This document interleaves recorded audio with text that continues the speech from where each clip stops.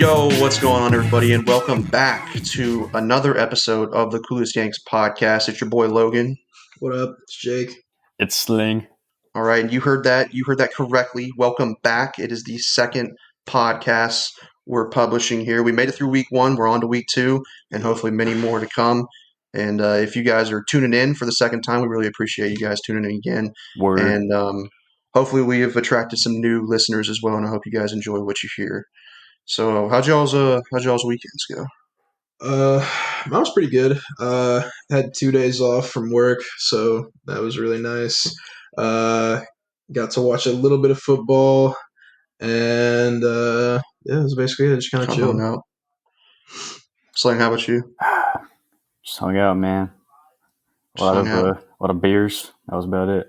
Beers and booze. Beer. That's about it. Beers and booze. Yeah, I worked on Saturday, but besides that, kind of just hung out, watched some of the games on the weekend, watched some of the matches, and yeah, it was kind of just a chill weekend, kind of like y'all. So, transfer deadline day officially ended 6 minutes ago. So we had some. This is actually kind of a pretty I don't know about exciting, but like a lot of movement going on in this transfer deadline day. I know that there's here in America, the NBA transfer deadline day is normally just insane. There's like so many trades, so many big name trades, and it's like so much more that happens on the deadline day than like the weeks preceding to it. And I've noticed that like football, soccer, it's not really like that. Normally it just transfers kind of happen out all throughout. But this deadline day was kind of crazy. Starting off with Arsenal, I mean, we got rid of some guys earlier in the transfer window, terminated Ozil's contract. He's gone to Fenerbahce. We terminated Socrates' contract. We sent Kolasinac on loan, and then his contract will be up at the end of the loan. And but then today we terminated the contract with Skadra Mustafi. Was here for four or five seasons, and yeah, we all have pretty same sentiment towards Mustafi. He didn't have the brightest memories and performances in Arsenal colors, but yeah, we got rid of him. It looks like he's heading to Schalke, and then we sent out Joe Willock on loan to Newcastle today, and Ainsley Maitland-Niles is moving to West Brom. So, Sling, how you feeling about those moves by the Gunners? You know, the only one that really kind of like is going to hurt a little bit is Ainsley, man. I think right now with Tierney out, having that depth at wingback is really important for us. I like Cedric. He's been doing a good job of filling in and keeping things under control while Tierney's been gone. But really think that we should have hung on to Ainsley a little bit. Yeah, it's kind of like you said too, like with Tierney out right now, and hopefully it's just like a little short-term injury. He's getting way too many of those, by the way. It's kind of making me nervous. Yeah. But I think there's a chance he could be back tomorrow, but if not, he will probably be back at the weekend. But yeah, right now with Tierney out and sending Maitland-Niles on loan, we literally only have two fullbacks at the club at the moment. So we are a little thin there. So we got to hope that things kind of run smooth in that position from now until the end. Yeah, week or so, and then they're. Hopefully Willock gets some good game time at Newcastle. Right, I was going to say Willock, he's another young guy who I really think, whenever he comes in, he fits in well with the club, and I feel like getting him those minutes somewhere else is really going to help his development. So yeah, I really like. You can tell when he comes and plays, he gives 100%. He's a good athlete. He's a strong carrier of the ball, a good dribbler.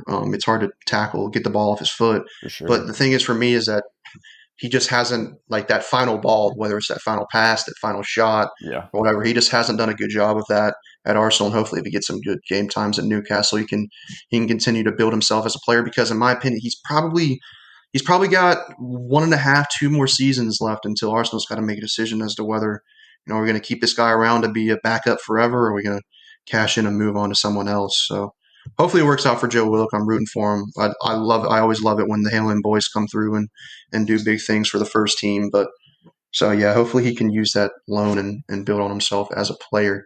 But like I said, Mustafi going to Schalke has opened up an opportunity for Liverpool. Liverpool picked up Kabak today, the young 20-year-old Turkish central defender from Schalke. He's The most I know about Kabak, to be honest with you, is that he had a Future Stars card on FIFA 20. Yes. Which, hey, Kabak. if you have a Future Stars card on FIFA, that means you're supposed to be a stud in the future, right? So, Yeah. but no, I know he plays for Schalke. I think he's a decent young prospect, and really Liverpool just needed that Yeah, for they with need how that weak they are at the depth position right now. And they also added Ben Davies, not the Ben Davies that we thought he was, from but Tottenham. yeah, not the left back from Tottenham, the center back from Preston North End. They added him, and once again, he's filling in when Gomez, Van Dijk out for the season. I haven't even seen. I don't know if Matip got hurt recently, but I haven't seen him play the last few games too. So they're just so thin at that position. They're playing. They have to play like Fabinho and Henderson there, and then some youngsters there to fill in for those guys. So those could be pretty quality pickups for Liverpool, and maybe even help them push back into the title race for the rest of the season. Chelsea, they didn't really have much besides the loan, Yeah, did they? no. So we lost Fikayo Tomori. What do you say he went to? Yeah, he went to AC Milan, which I don't really agree with. Our defense has been suspect for the most part all year, other than I think Thiago Silva and Zuma do a decent job in the middle. But outside of them, our backups are just kind of poor right now, and I feel like they just didn't really give Fikayo Tomori a fair shot It's to come back from that injury and really Yeah, it's prove kind of himself. weird for me. I remember he started off really well last year. I think he was only like what was he 18 last season or something like that. And he came in. I Yeah, think he scored like a banger on his debut. yeah, But he besides did. that, just That like was defending, nuts. he was solid for a while. And then I know he got hurt. I think it was like around the Christmas time, maybe even a little bit before last season. And I just noticed that like whenever I watch Chelsea play, he's never playing. So I guess he just never came back. I guess he's healthy now, but he's just not getting the minutes that Yeah, it just he was it getting in the reminds past. me of the the shit that they did with Zuma. How like he had that really bad injury, and then he recovered from it, and instead they just kind of sent him off to Stoke, and then he went somewhere else before he came back here. I Yeah, I can't know remember he exactly did. where it I know what was. you're talking about. I'm drawing a blank on the team though, but But anyways, and then he came back, and now he's our starting center back. So like, why not give Tamori that shot? But I don't know. He went to AC Milan, so hopefully he can do good there and just come right back and that kind of be stinks here for for him. Tuchel too, because didn't he get loaned to AC Milan before Tuchel came in, or was it Uh, afterwards? I'm not sure about that one. Either way, I don't really think Tuchel had much of a say in it, so I don't know if Tuchel had plans for him Yeah, or what. I don't know. But no, Tamori is wow. I was dead wrong on that. He is 23 years old, so he was 22 years old last season, but that's still pretty young for Premier League standards. So Yeah, hopefully he'll have a good run with Milan, maybe get some game time, and then come back for Chelsea next year. yeah. So around the other team, the other big three, they didn't really do much. Man City didn't have I don't think anything. Man City did Man anything United really. let some Nada. people go. Yeah, Man United let old Jesse Lings Yep, go, Jesse Lingard, and yeah, I think he's finished out here. To be uh, honest with you, I don't know if he'll do anything at West Ham or not, but James Garner, yeah, just Tahith Chong, nobody's. Facunda Palistri. Yeah, and then Man City, they didn't really make any moves. I mean, they're top of the league, so you could argue that they don't Yeah, necessarily need to make moves. they let a guy go to Birmingham City, but I'm that's sure about it. he probably hasn't played at all for them Yeah, this year. And so, yeah, that was Spurs sent Jetson Fernandez back to Benfica, and then I think he got moved somewhere else. But yeah, he wasn't getting the playing time for Spurs, so there's really no point in Benfica loaning him there if he's not ever going to get to play. yeah. All right, now let's look back on the fixtures from the past week, the midweek and weekend fixtures. If Jake, you want to start us off with Chelsea? Yep. Get us going with the Blues. So first one, we got Chelsea versus Wolves. I that game really, honestly, isn't even worth mentioning. The Just a sleeper. 0-0 draw. We had possession for felt like 80% of the damn game. Even the opportunities that came through weren't, really good opportunities. I don't know. Just that was a letdown game. I fully expected us to at least put up one on Wolves, especially with the injuries that they've been dealing with, but I guess not. Yeah, as Wolves are kind of that's how they're playing nowadays. They just sit back and defend for their lives. I'm not looking Yeah, forward to that tomorrow for Arsenal, to be Yeah, honest. they're very let's see if thin, y'all can break very through. undermanned. And then we got we played Burnley, and that one, even though it's Burnley, not one of the better teams in the Premier League, I still think we came out with our new manager and just looked so much better. We played a 3-back, which I was a little worried about. Didn't know if our two center backs plus Aspilicueta at the back could defend, but it actually turned out good. We won that game 2-0. We had Aspilicueta scored the first goal, assisted from CHO. Yeah, it was a pretty good shot at a tough angle. He just kind of had to put it on target, and goalie didn't come up with the save. And then the second goal was assisted by yours truly, Christian Pulisic. And he got it into Marcus Alonso, who that was a banger as well. Yeah, no, he took it off of his chest and then kneed it up to himself and then hit it on the volley. It was a beautiful goal. I was really impressed with that game. Still, we don't have our guy who just consistently puts goals away, and that's just going to be our problem going down the road. Is that we relied on a defender this game or two in Burnley, and then a midfield. Well, they had him at midfield. But yeah, basically two defenders to score our only goals. So that doesn't sit. Yeah, y'all seem like you're dominant. You've always been pretty dominant in possession. Yeah, but it's like the quality chances that y'all create are they're just. And when y'all do create them, they fall to Timo Werner and he fucking misses. Timo, even Pulisic, his finishing product hasn't been there the past few times I've seen him get in on goal, and it's kind of annoying. Yeah, he's kind of struggling a little bit at the moment, but. Finally, they got a win. So at the end, a W is a W. I'll take Tuchel's first win as Chelsea manager. See how he builds on that. And the only win.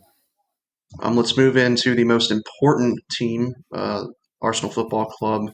Started off the week pretty well. I remember we were on this podcast last week talking about how the decisions that Arteta made in the FA Cup with his selection, they would hopefully that those could come back and not bite him in the ass for the week coming up.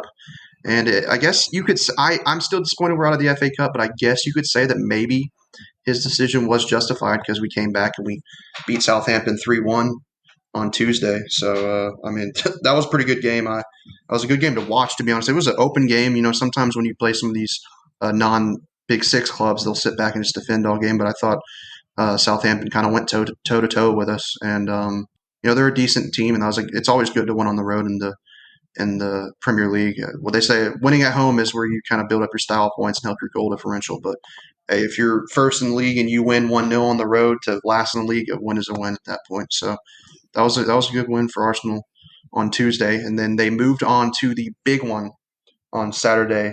And I have to say, I did not watch this live. I don't think I've missed an Arsenal game live for the past 2 or so years. But I had to work that morning, and I couldn't get out. I couldn't watch the game at all while I was working. And so I kind of followed just the stats and then read some things about the game. And then I watched a replay of it later when I got home.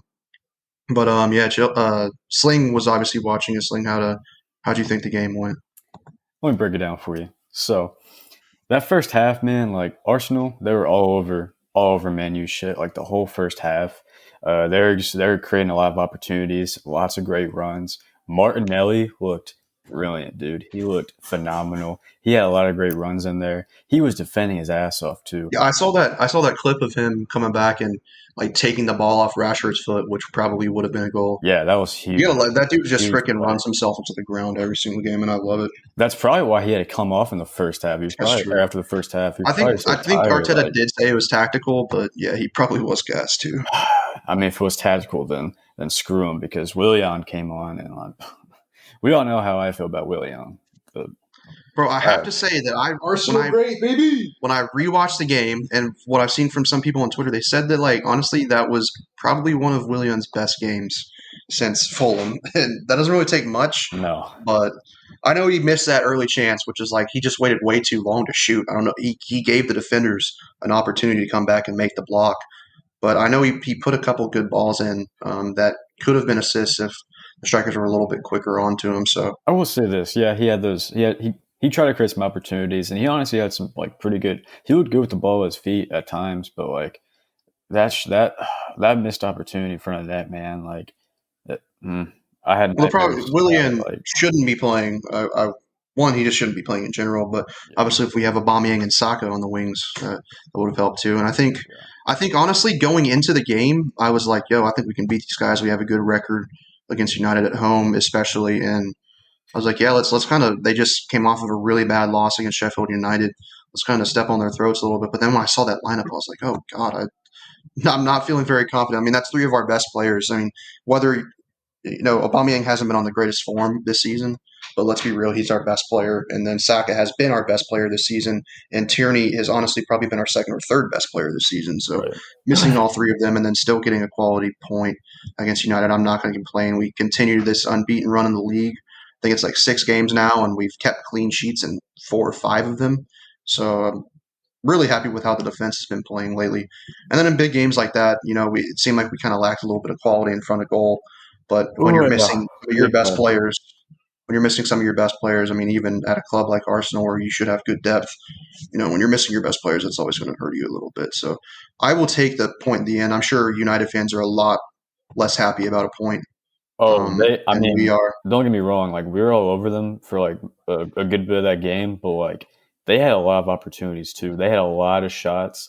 I mean, their one attempt that honestly 150% should have went in was that Leno save that made SportsCenter top 10. Fred, yeah. That was an insane Well, then I shot. saw Cavani, So like, he missed unlucky. an open goal once. Oh yeah, I mean they should have had at least 3 goals, and he had he had like the 3 misses that should have been tap ins, like right there. It was Yeah, that's the thing about Cavani is that like he is amazing at moving around and like getting open in the box. yeah. And so to be fair, you can't really look at him and be like, "Oh, he's trash for missing those," because I'm gonna be honest. I've watched Cavani play, and there's not very many better than him at moving around. So a lot of other strikers wouldn't even been in position to have a shot on goal in that. But I've noticed, especially lately or this season for United, he's just not been finishing off as Oh, many opportunities as he probably should I be. felt so bad. I mean, I was happy that they weren't scoring, but like I felt so bad for him. I was like, I Yeah. was like, wow.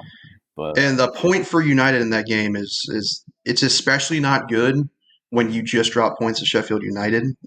Yeah. At Sheffield, I was watching that game during the week, and it was just an ugly performance by United. And like I said on this pod, I didn't get my prediction spot on. I predicted a draw, but I said, look, Sheffield United is going to sit back. They're going to get a counter or like a corner, and they're going to score. They did. It was 1-1. They were actually winning 1-0, and then United tied it. And but they continued to sit back and defend, and they got that counter. And it was honestly not even really a counter at that point. It bounced around the box multiple times. United couldn't clear it, and then it took a deflection off of Axel Tuanzebe, and for Sheffield United to go up 2-1. And so yeah, that was I'm not gonna lie, De Gea was a little suspect that game. De Gea is just like the last couple years. I just think he's kind of getting older, and he's just not as good as losing his way. he's prone to mistakes, too many mistakes. That first goal that Sheffield had off of the corner, they crowded the keeper. Yeah, he came forward and And just didn't get it. yeah, he was just like a half a second late to the punch. Yeah.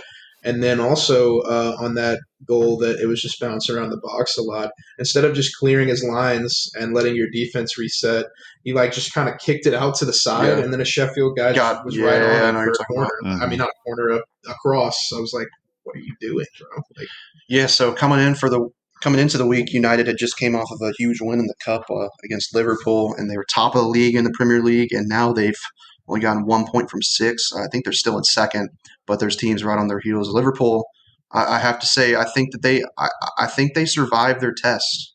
I was one of them saying last week, I don't know if Liverpool was going to be able to recover from the bad form that they've been on. I know when you've had that much success winning, when you face that adversity, some people just don't know how to react to it.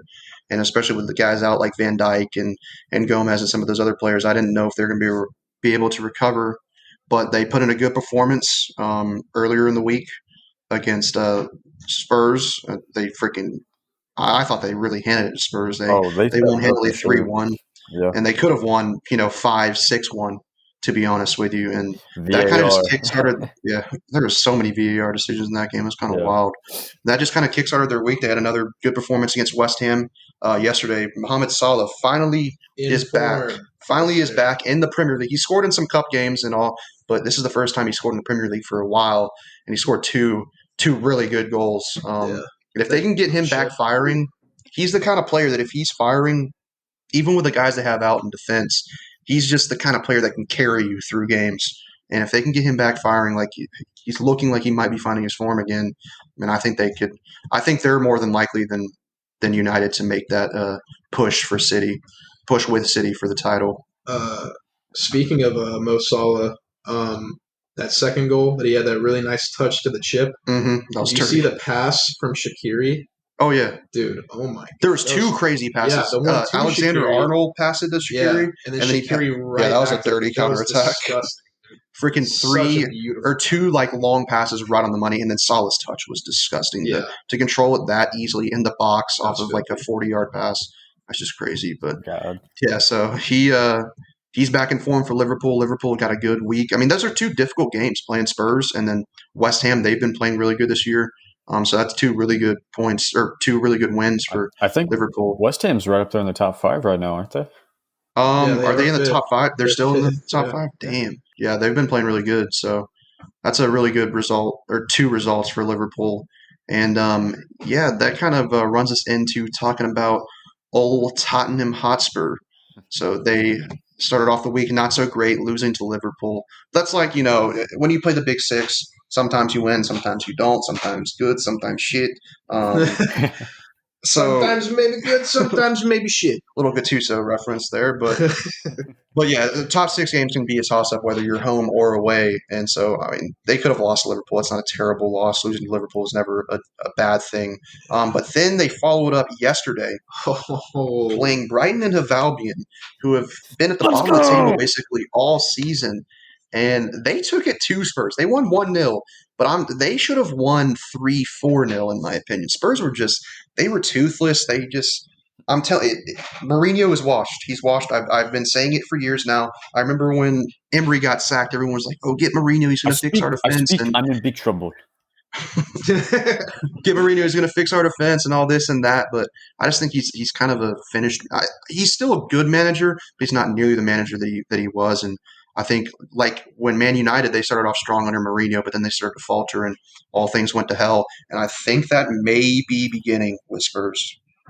Dude, I'm not going to lie. Brighton, I don't know if Brighton just showed up that game or if Spurs did, or maybe it was both. But Spurs made Brighton look like a damn top 6 team. It was like the other way around. I've been saying don't sleep on Brighton. I've been saying Dude, no, that's what I said. I said because Brighton last week when we did our relegation picks, I saw Brighton there as like the first team that's in, like not being relegated. And I was like, I don't think – like I didn't understand why they had that few – they had, I think, only 17 points at the time. I was like – so I've watched Brighton play this year and I've watched them play Arsenal and other teams like that. And they play a decent brand of football. I rate their manager – Graham Potter, and I rate some of the players they have, Neil Mopai, Vespasuma, guys like Leandro Trossard. They have some good players, and I just didn't really understand how they had been that bad this year. But then when you go and look through their games, they literally just lose games by 1 goal all the time. And it's like late losses, and they've played good. And so, that it's still a surprising result, but it's good to see Brighton kind of now get those results that they really have been deserving for a good bit of this season. You know who I think hurt us last week? It was Newcastle. Because I was like, if Fulham or West Brom somehow managed to get out of that bottom 3, I was like, the one team that's been looking rough is Newcastle. Because they were on like a 4 or 5 game lose streak. Oh, it was maybe even worse than that. They just couldn't even score a goal. It was terrible. Yeah, they did nothing today. They won. They won. They beat Everton. That was a pretty shock result. That's a bad result for Everton. Yeah, it is. I mean, Newcastle's probably the worst team in the Premier League at the moment, just based off of form. And you get beat by that. I think Everton was at home too, so it's a really bad result. I know Callum Wilson had both goals for Newcastle, but yeah, they're just going to have to. I agree. I think they're the only team that I could see like maybe Fulham or West Brom jumping.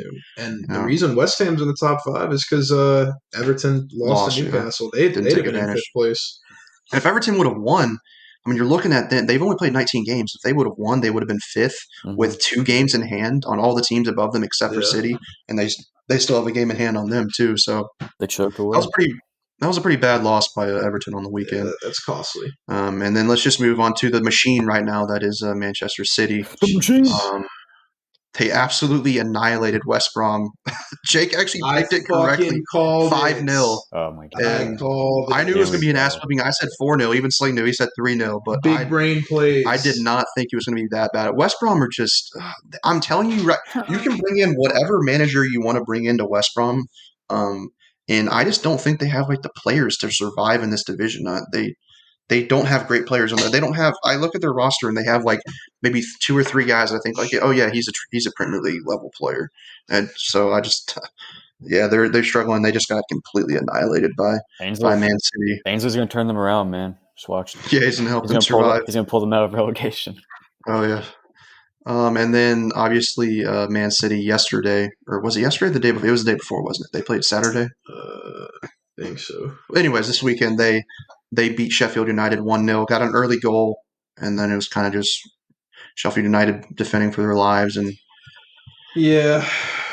That was basically kind of usual. They didn't choke against Sheffield United like their neighbors did, their noisy neighbors. Yeah. Manchester United. Hey, not everybody can beat Sheffield United. No, it's not for everyone. It is not for everyone. It just really isn't. Oh, wait. And before we even move on, if I've said it once, said it 100 times, fuck Spurs. Fuck Spurs. Fuck Spurs. We got to get that in weekly. Fuck Spurs. Got to get that in there. All right, let's get into our weekly picks from this past week. Arsenal Southampton. It was looking good for me and Logan. We both picked the correct result, which was an Arsenal. No trolls here. We didn't pick a bullshit-ass troll. Picked our Gunners. We didn't pick a fucking troll like Jake. We got the pick right. So there we go. I figured they'd be in the wave from in the FA Cup. Obviously, they did not. Hey, we told you. I said on here, I was like, yo, we dominated Southampton the last 30 minutes of that game. I bet you they're gassed. To be fair, they did play pretty well on Tuesday, but yeah, they weren't able to come out with a W like you predicted. No, sir. So after that, we picked the Man City West Brom game, which we all picked correctly. Jake, however, was the only one of us to correct the exact score, which was a 5-0 result for Man City. So, Jake, congratulations. Yes. You got your 2 points back there. And I'll go ahead. 2-2. And then didn't we get no more results, right? Yeah, the rest so of the I'll week. Go ahead and say right now we got everything else wrong. Chelsea Wolves. Hey, it was a tough Spurs, Liverpool, everything. We got it all wrong. So not gonna lie, we kind of rode the wave of Spurs. I don't know why we did that as Arsenal fans to pick them to win. Yeah, and Chelsea even picking Spurs. We all hate Spurs, and yet we all picked them to beat Liverpool. I give Spurs way too much credit. And I'm not unhappy about being wrong about that pick at all. Honestly, yeah, I'm okay. I'm not getting a point for that. Thank you, Liverpool, for proving us wrong. Same thing with Sheffield. Because honestly, fuck Man United. Whatever team plays Spurs and we pick against y'all, just prove us wrong. We'll gladly eat our words. For sure. Yep. All right. Enough talk about the Premier League. Let's talk about the U.S. men's national team for a second. We're trying to do this every single week, a little update on how our players, especially abroad, played. And then as well as last night, we actually we had a game against old TNT. Jake, you want to start us off here? Yes, I would. Bobby the would. Fucking revenge tour. USA, Trinidad, and Tobago. We took it to their ass last night. No. Yeah. Pause. We blew their fucking backs out. Pause. Fucking, let's hold on. But before we even get into that, let's rewind a little bit. Why do we hate Trinidad and Tobago? Because those they of you that don't follow it closely.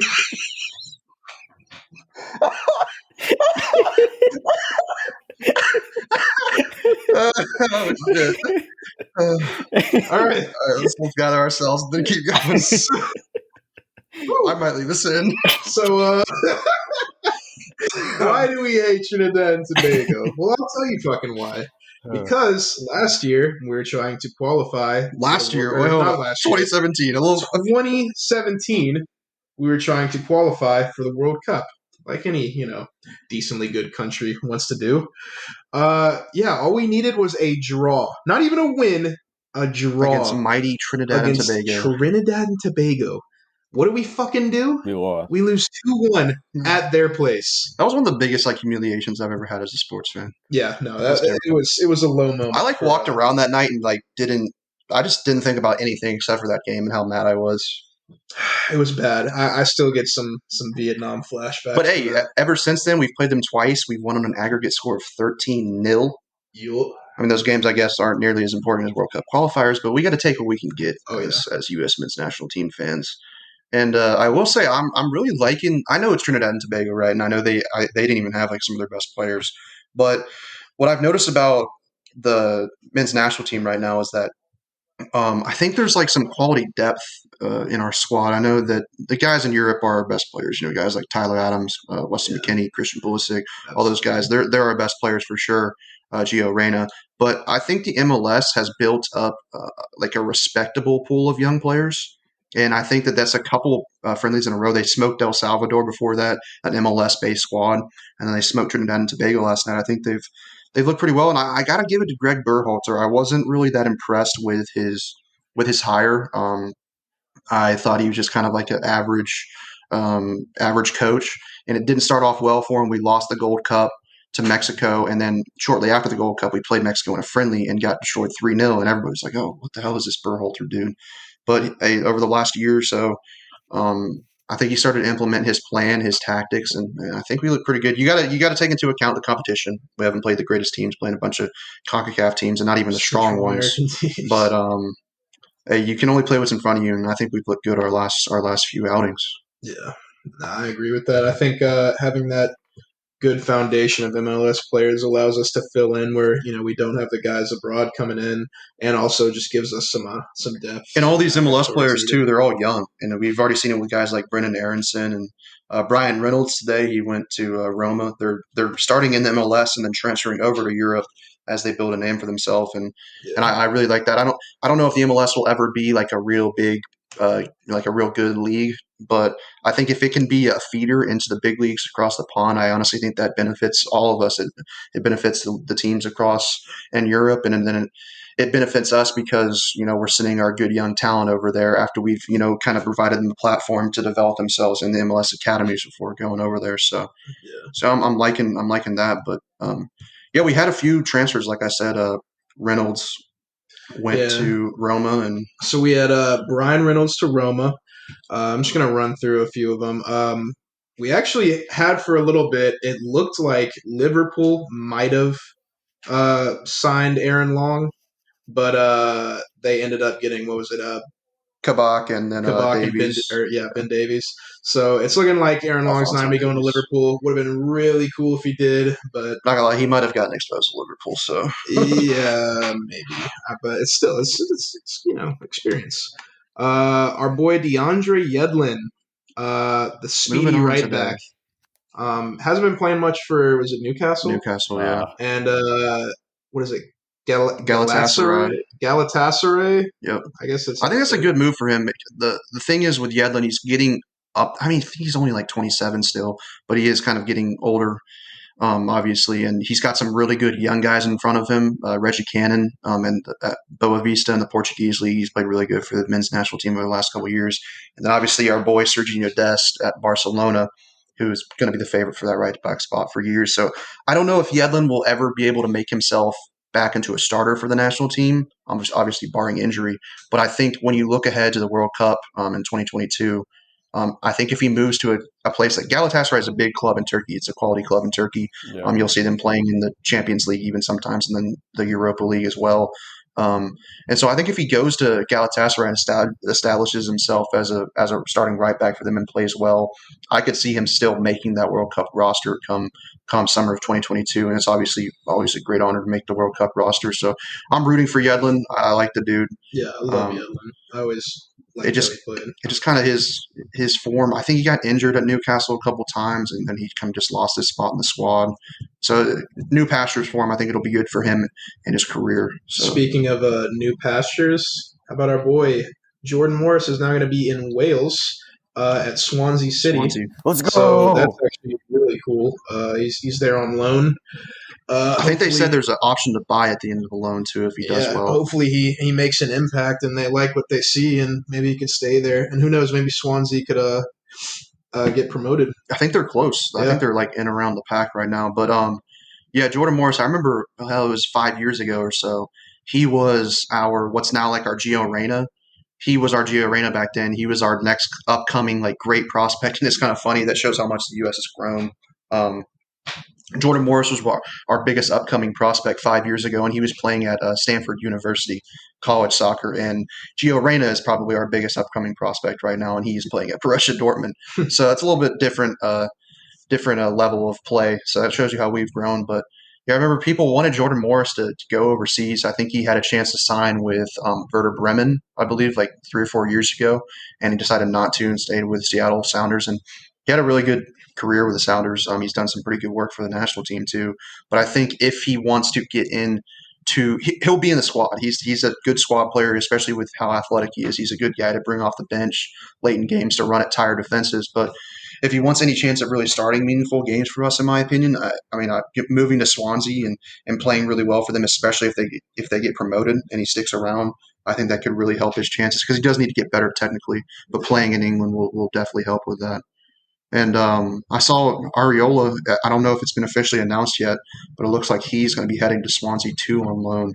I know it said it was rumored, but I don't know if they pulled the trigger on that. Yeah, I saw tweets today from like reporters, and they're saying like it's pretty much done. They just haven't announced it officially. So hopefully he makes that move. He's another guy that's like Jordan Morris. I like watching. He works hard. He is a pretty good athlete. He's quick. He's pretty decent at using both feet, but once again, he's not the greatest technically. That final ball isn't always on point. And so going to a place like Swansea, and look, the second division in England is better than the MLS. Especially at the top with a team like Swansea and those teams that are borderline Premier League level teams. So that'll be a step up for him in competition. Hopefully that can help him progress his career along as well. That's about it for transfers. But I know our guys had some happenings around town in Europe from our U.S. men's national team boys this week. I know John Brooks scored for Wolfsburg in their 3-0 win. The Wall of Brooks. He's just quietly had like a really solid career and quietly has been our best center back for the last 5-6 years as well. I love that motherfucker. The problem is we just need to find that center back to pair with him. And you're kind of thinking maybe like Chris Richards. Yeah. Oh, which we didn't mention him. Moving on to Hoffenheim. That's right. Yeah, Hoffenheim. Hopefully he can get some solid minutes there, but he's still, I think, only 19 or 20 years old in Bayern's system.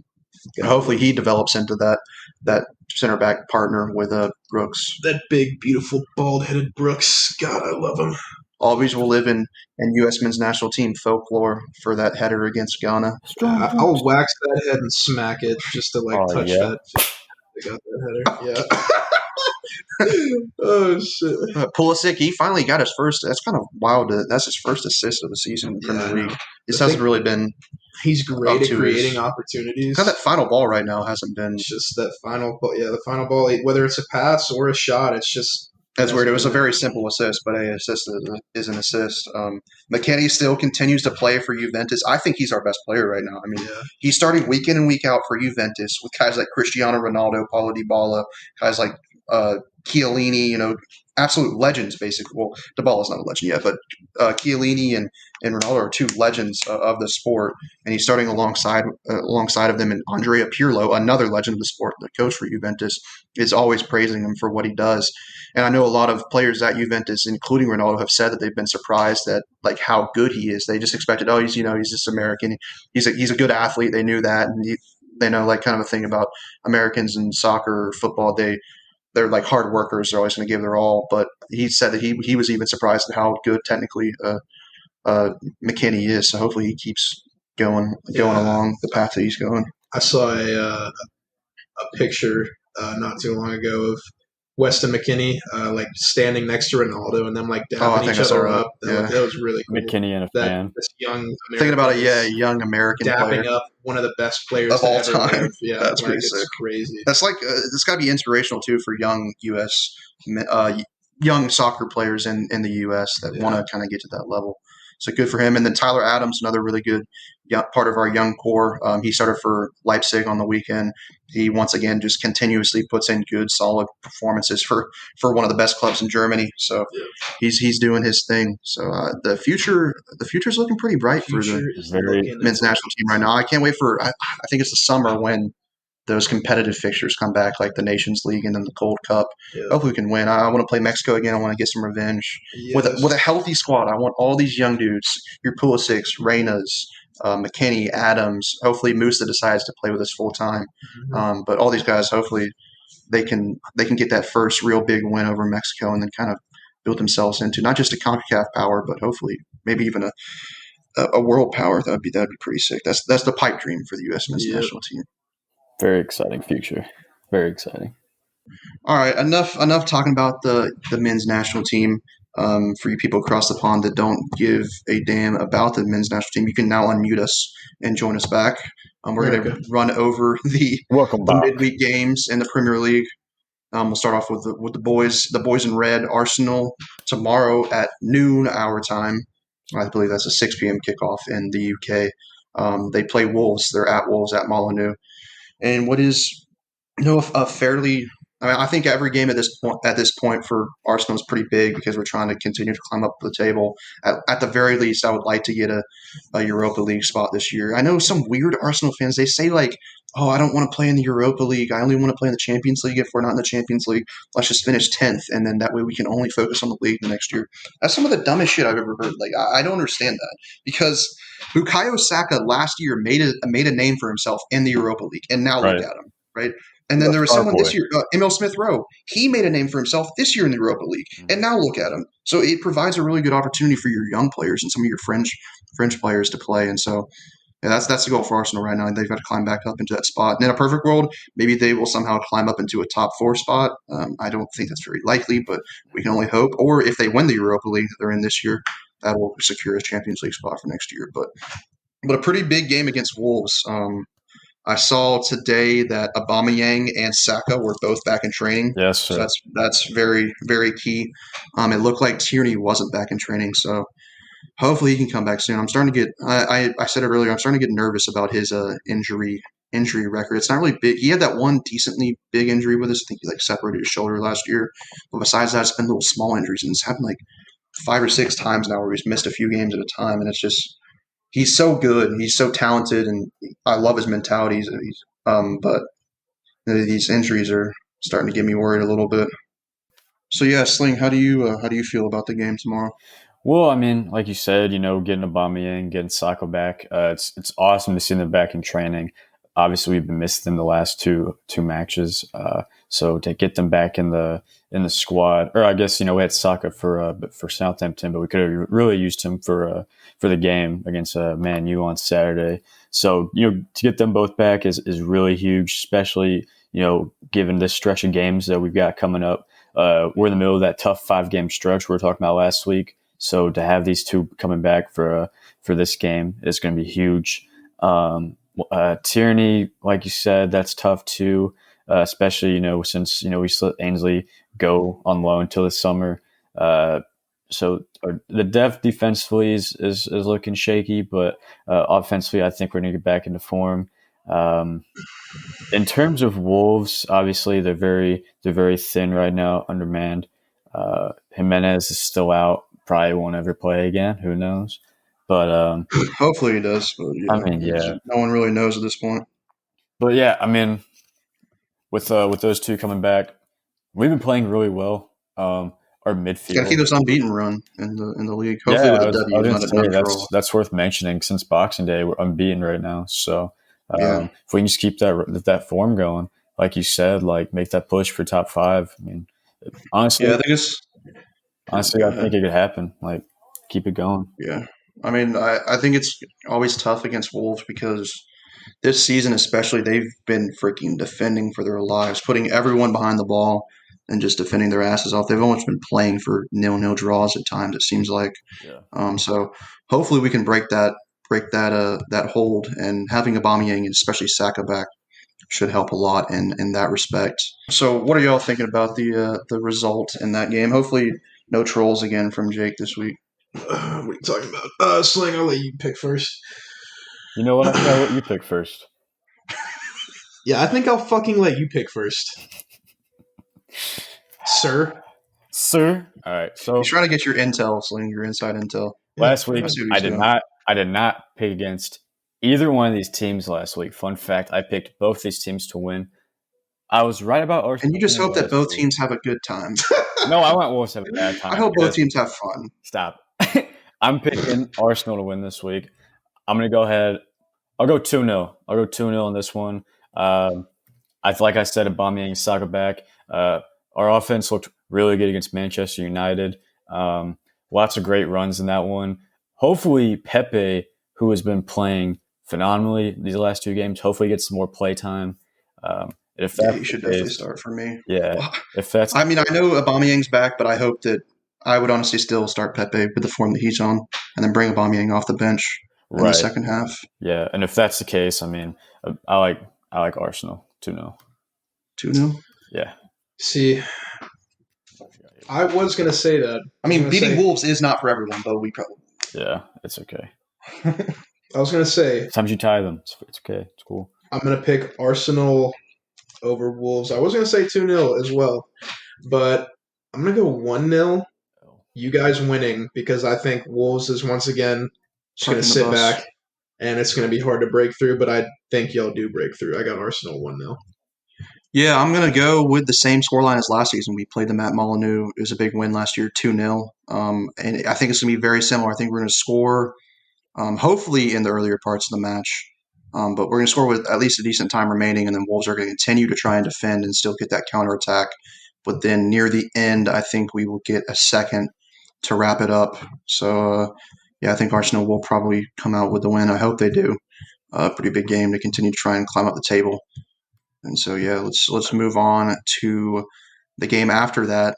Tomorrow, Manchester United are hosting Southampton, and I'm feeling like kind of iffy on this this result. game could be interesting. Like this is the problem with me is that I want to say because United, I've been saying this the entire season.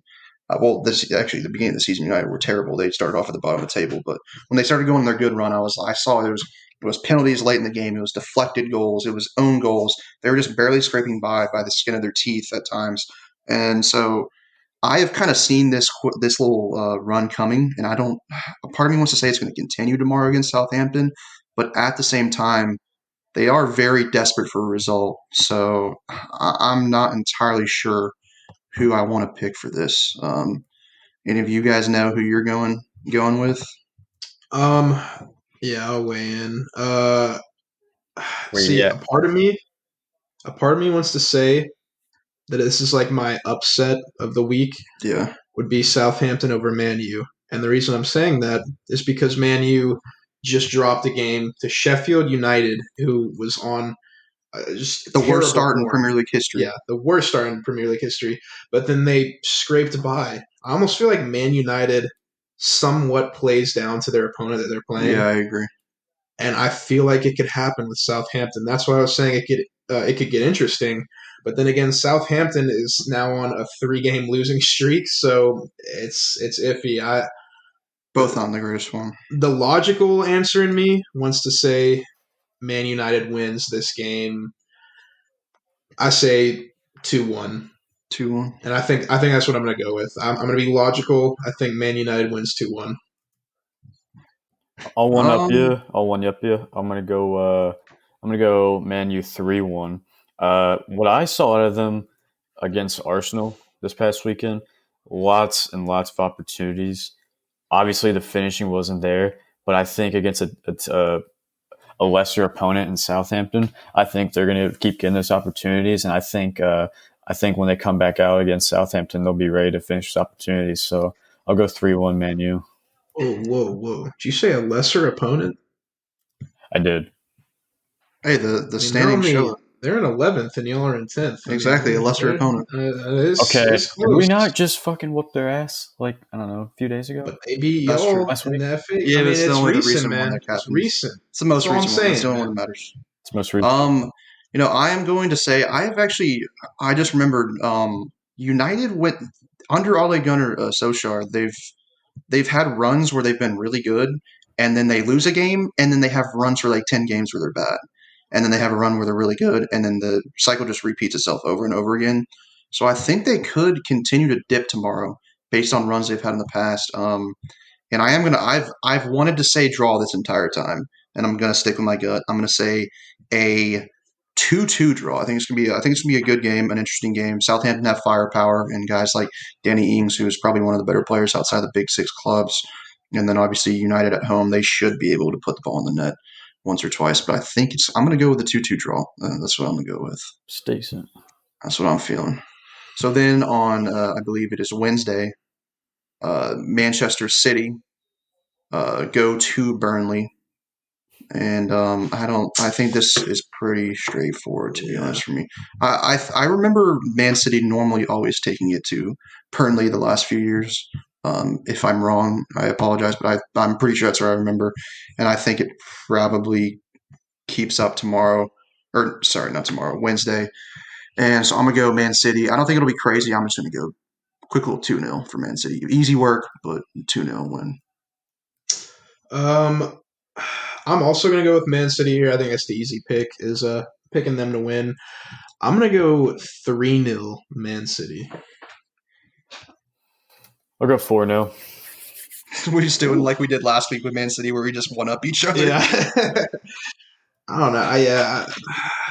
That was a tough one to pick the score for that, because they could pop off or they could just. Well, it's one of those weird ones because Burnley are just going to sit back and defend for their lives. So at the end of the day, you could have a 0-0, or you could, if Man City break them down early on, you could end up having a 6-0. Yeah. So yeah, that's I do think for sure though that Man City will probably continue this run and get a dubia. Next, we have Liverpool playing Brighton. Brighton just coming Seagulls. off a big old win over Tottenham Hotspur. I don't think that their run will continue, though, to be fair. I'm going to go with Liverpool. Liverpool's at home. It seems to me like maybe they have just turned a corner. I last week picked them to go down the tubes and not even finish top 4. I'm already regretting that, to be honest with you. I think that they are really the only team, in my opinion, that can challenge Man City throughout the whole year in the title race. And if Salah's back on form, maybe these new signings at center back can help him out too as well. I think it'll be a close game because I kind of rate Brighton, but I think Liverpool probably wins. I'm going to go 3-1. I think they're winning 2-1, and then they kind of get a late goal to seal it off at 3-1. Okay. Let's see. I'm also going to go with Liverpool on that one. I think Brighton had a great game against Spurs. Don't get me wrong. They played phenomenal. I just think Liverpool has so much more raw talent than them. Yeah. It's going to be hard to keep up with Mo Salah, especially if he carries into this game what he did the last game. I mean, he was that classic Mo Salah that unplayable level where it doesn't really matter who you are. Yeah, he's going to score. I think if he keeps that, I think they win easy over Brighton. I'll say probably 3-0. I'm going to go 3-0 again. Liverpool over Brighton. Very interesting. Man, oh man. I want to pick my Seagulls. Cacao, but I got to go Liverpool. It's the only logical thing to do here. Turning the corner possibly. Saw Salah get his form back. Sadio Mane as well. Got some confidence back in that game. Was able to finally get a goal after a while. I think I'm going to go 3-0 as well. Go 3-0 Liverpool.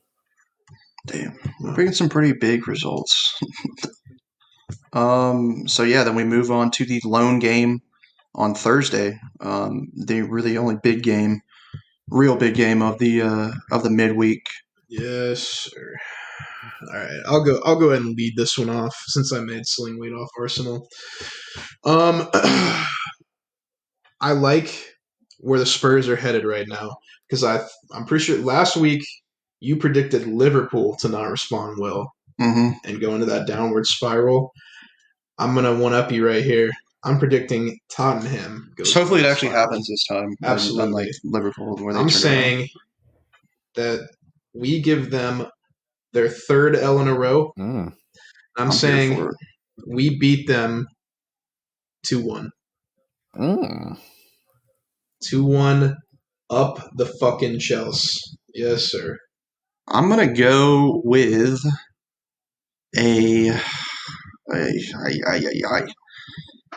Yeah, I mean, Harry Kane's out. I think if Harry Kane wasn't out, I may go with maybe a draw. But Yeah, I think Spurs, and hopefully this time I'm actually correct. I think they are on a downwards trajectory. We've seen it with Mourinho at Man United a couple years ago.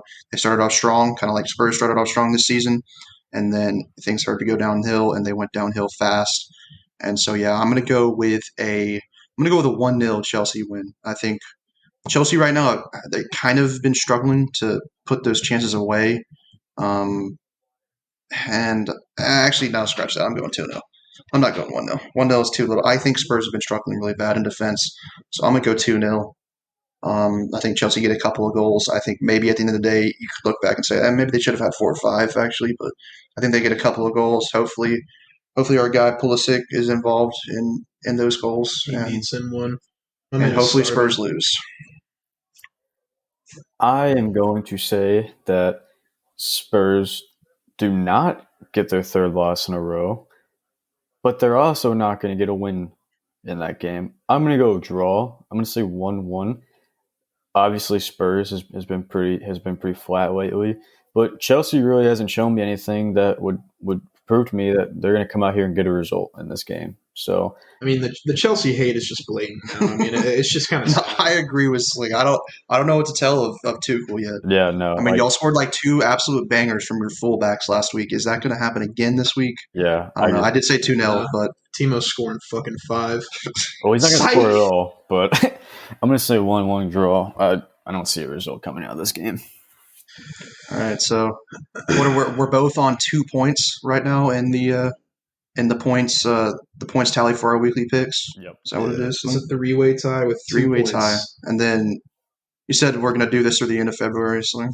Yeah. So with those picks, how it's going to run, it's going to be monthly, and we're just going to tally it up, and we're still trying to figure out like what we want to do for like the winners and the losers, because like if y'all have any ideas, follow us on Twitter Like at Clueless punishments, Yanks. right, yeah, DM us ideas for things, punishments that we can do for the loser of the monthly weekly picks. because I'm really excited. Just don't make it like fucking wild though. Like not like go stick your hand in a box of tarantulas. Murder the guy that has the least points. He deserves it. But yeah, if you guys have any ideas, feel free to just share them with us. Yeah. And so we'll see you next week. We'll see if anyone's taking the lead in that respect. Yeah, we got the rest of February to let these picks run out. So we'll see how they go. Let these lies come to light. Yeah, see how our first month goes with that. We only got 2 right last week. Well, actually, Jake only got 1, but he got it exactly right, so it evens out. Yes, sir. But we didn't do the greatest in our picks last week. We'll see if we'll do a little bit better this week. Okay, so now rolling into our winners and losers of the week. They were my losers last week. They're my winners this week. Arsenal, big winners of the week. They started off this tough 5-game stretch they're on right now. Pretty good. You know, they got the big win against Southampton. They got a draw with without Aubameyang and Saka and Tierney to mention against Manchester United. So that's big. And now they're getting all them back. So that's going to be good. Not to mention Odegaard. He made his debut the other night, and very excited to see what he can do. So that's excited for them, you know. So they're my winners this week. And my big losers are Spurs. Spurs was riding hot, top 4, all of that. And then Liverpool, who we, you know, predicted would go on a little slide here, kind of, you know, stuck it to us and stuck it to Spurs. So not to mention Spurs, another big loss that week as well to Brighton. So and then another loss as well, losing Harry Kane for what looks like it's going to be at least a month or so. And gonna be another loss when they lose to Chelsea. So I mean, maybe that's so many L's in a row. Holy moly! To be fair, as an Arsenal fan, when like Chelsea plays Spurs, like I do hate Spurs more, so I want them to win. But like when Chelsea loses, I'm not upset with that either. So yeah, I'm just playing for keeps there. So Spurs, big losers for the week. So your winners and losers are 2 big North London rivals. I like it. Sure. Let's see. I'm gonna say probably my biggest loser of the week is I want to say Man United. Because they lost that game to Sheffield, literally the worst team in the Premier League right now.